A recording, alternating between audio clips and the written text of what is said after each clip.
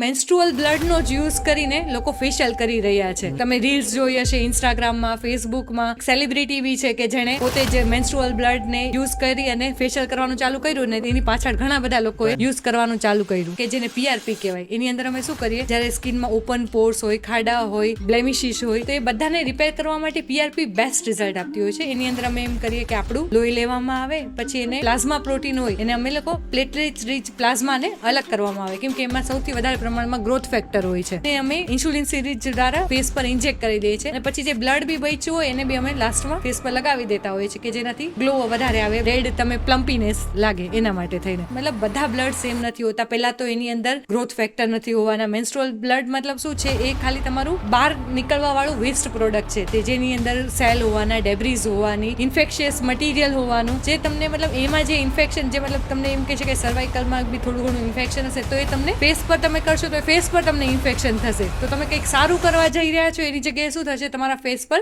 નવા ડેમેજ થવાના ચાલુ થશે ને નવું જ કંઈક બીમારી ઊભી થશે. આવી સ્કિન અને હેર વિશેની વધુ માહિતી જાણવા માટે અમારી ચેનલને સબસ્ક્રાઇબ કરો.